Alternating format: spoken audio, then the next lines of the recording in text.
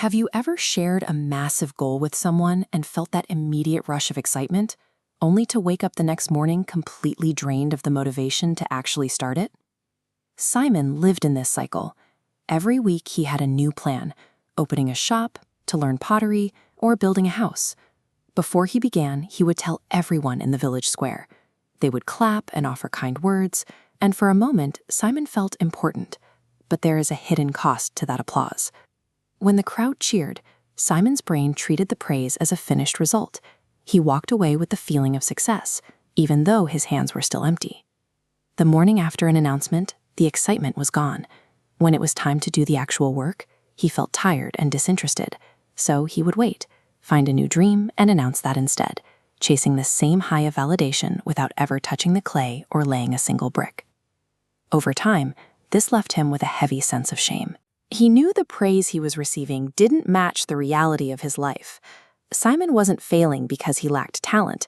He was failing because his energy was being spent on the announcement rather than the execution.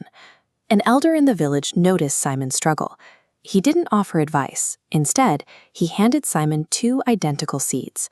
The first seed was buried deep in the dark soil. It stayed hidden and ignored, but the elder watered it every day in silence. The second seed was placed on an open rock. The elder called the local children over to look at it, and they cheered for the tree it would one day become.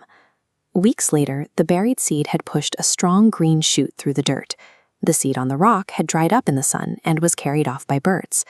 The elder explained that for anything to grow, it needs a period of darkness and isolation. If it is exposed too early, it dies. This gardening lesson reflects how our own brains prioritize rewards. When we speak about a goal, the brain registers a false achievement. It releases dopamine for the spoken success, skipping the actual success. This early reward drains the drive you need for physical work. The mind feels finished, so the body doesn't start. This creates a drain on your resources. The fuel meant for action is redirected into the act of speaking. By seeking approval before the work is done, you are removing the internal pressure that would otherwise push you to complete the task. Simon decided to test this by choosing one small project, building a wooden chair. This time he told no one. He worked in a quiet corner. Without an audience, there was no one to ask questions or offer premature praise. He spent weeks fixing mistakes and sanding rough edges.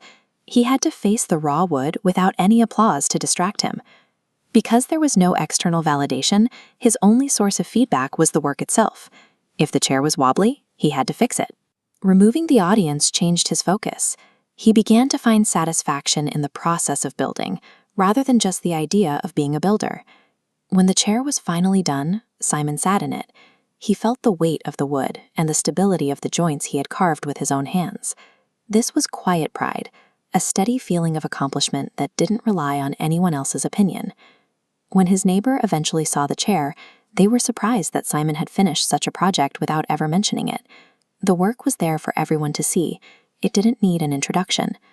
Simon moved from a person who talked about things to a person who made them, simply by keeping the door to his workshop closed. You can apply this same approach to your next project using a 3-step plan. First, protect the seed. Pick one goal today and tell absolutely no one about it. Second, embrace the dark soil. Accept that the early stages of work are often lonely and go unnoticed.